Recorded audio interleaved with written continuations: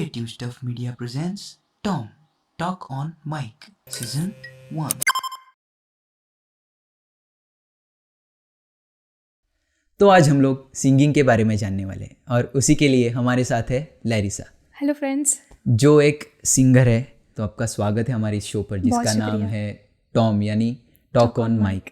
Reality show के बारे में जानना है। बेसिकली आप रियलिटी शो में थे, मराठी था। तो मैंने ऐसे सुना है, अभी पता नहीं सच तो आप बताएंगे कि क्या वो पहले ही रिकॉर्ड करते फिर आप उस पर लिप सिंक करते हो या ऑन द स्पॉट आपको वो गाना पड़ता है? नहीं, ऐसी कोई बात नहीं। हम लोग तो लाइव ही गाते हैं जो भी है। अच्छा। हमें 8 दिन पहले हमारे सॉन्ग्स की लिस्ट मिलती है और उसमें से हम 3-4 सॉन्ग्स अपने चॉइस से चूज़ करते हैं। Then the mentors who are there in the show, they educate us and they वो हमें सिखाते हैं वो सॉन्ग्स। तो वो सॉन्ग्स जो हम गा के बताते हैं उसके बाद वो डिसाइड होता है कि कौन सा सॉन्ग ज़्यादा सूट करता है वॉइस पे। तो उस हिसाब से the song is selected and we perform it live only. Nothing like lip sync नहीं होता है। मतलब आप खुद नहीं चुनते वो सॉन्ग, आपको लिस्ट मिलती हमें है? दी जाती है। बट ऑफकोर्स एक 20 गानों की लिस्ट हम भी प्रोवाइड करते हैं शुरू में।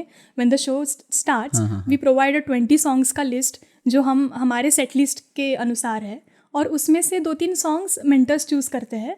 दे ask us to sing it in the rehearsal session and whichever song they feel is good, like properly suitable to the voice, they select it and उसी पे हम काम करते हैं। पूरा हफ्ता भर एक ही गाने पे काम होता है।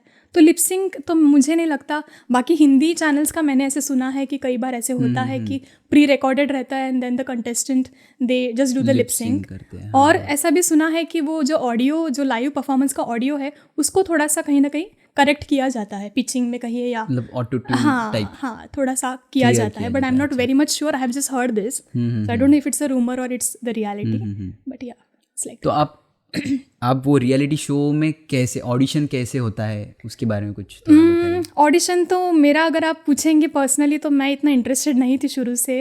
लेकिन मेरे जो फ्रेंड सर्कल है और जो लोग मेरे से वेल कनेक्टेड है, सब लोग मुझे काफ़ी सालों से इंसिस्ट कर रहे थे कि तुम इतना अच्छा गाती हो, अच्छे अच्छे म्यूजिक कंपोजर्स के साथ you have been working, so why not try in a TV show. तो ऐसा करके मैंने 2-3 ऑडिशंस दिए थे शुरू में। जी सारेगामापा का भी दिया था। तो उसमें भी मैं मेगा ऑडिशंस तक थी। बट देन मराठी के कुछ रियलिटी शोज़ के लिए मुझे चैनल से कॉल आया सीधा। अच्छा। हाँ, and then the online auditions. लेकिन उन्होंने कहाँ पे देखा आपका कुछ ऑडिशन वगैरह? हाँ, जी सारेगामापा का एक्चुअली जो प्रोडक्शन हाउस होता है वो कभी कभी कॉमन हो जाता है। Like the same production house works for the Marathi channel also, so they have all the record, they have the record of our like performances also, our details and everything ना। So they call us and उसी तरह से मेरा online audition हुआ था। मैंने 2021 में Indian idol Marathi के लिए फर्स्ट ऑडिशन दिया था जिसमें मैं टॉप 30 तक थी।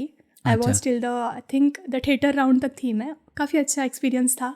एंड उसके बाद मैंने अगले साल लाइक 2022 में मी होनार सुपरस्टार करके एक शो था जिसमें मैं टॉप 8 तक थी। तो उसमें लाइक काफ़ी मुझे सीखने को भी मिला, थोड़ा बहुत फेम भी मिला क्योंकि हर हफ्ते हम लोग टीवी पे दिख रहे थे and people came to know about us and that's how. And वहाँ से मेरा करियर में भी एक कहीं ना कहीं टर्निंग पॉइंट हुआ क्योंकि लोग देखते थे। Many composers also started recommending my name to one another like in their friend circles ना। तो that's how the work continued and flourish हुआ उस तरह से। तो आपने हिंदी के लिए नहीं ट्राई किया कभी? हिंदी के लिए किया था मैंने, हुनरबाज करके भी था कलर्स पे, लेकिन उसमें किसी वजह से नहीं हो पाया सिलेक्शन क्योंकि उसमें कंपटीशन ऑफ कोर्स बहुत ज़्यादा होती है। क्योंकि हिंदी कहे तो पूरा नेशनल लेवल का होता है, मराठी में of course it's limited to a certain stage ना। या दैट्स हाउ इट इज। तो वहाँ पे कुछ ऐसे पार्शियलिटी वगैरह होती है? अभी मैं सब कुछ बोलने लगूंगी तो थोड़ी कंट्रोवर्सी हो जाएगी। नहीं वैसा नहीं, मतलब मराठी में ऐसा नहीं, मैं हिंदी के बारे में क्योंकि अभी बहुत से ऑलरेडी फेमस लोग हैं। अभी डांसिंग जो रियलिटी शोज है उसमें ऑलरेडी फेमस लोग हैं, उनको ही ला रहे हैं। करेक्ट। तो हिंदी का भी वैसे ही कुछ सिचुएशन है? हिंदी का सच बताओ तो मैंने ज़्यादा एक्सप्लोर किया नहीं। एज आई सेड मैं टॉप 100 या टॉप 150 तक थी, तो मैं उतना कांटेक्ट में नहीं थी जो जजेस वगैरह थे। लेकिन मराठी में कैसा हमारा जो बॉन्ड था जजेस वगैरह के साथ, मेंटर्स के साथ, with the production, with the channel people, it was like more we were well connected with them. तो मराठी में जो चीज़ें हुई वो मुझे मतलब I know internally what things use to happen. Like थोड़ा बहुत फेवरेटिज्म होता था किसी 2-3 कंटेस्टेंट्स को ही आगे ले जाने के लिए। तो सभी जगह and it was as you know TRP के लिए करते हैं, किसी की थोड़ी सैड या ट्रेजिक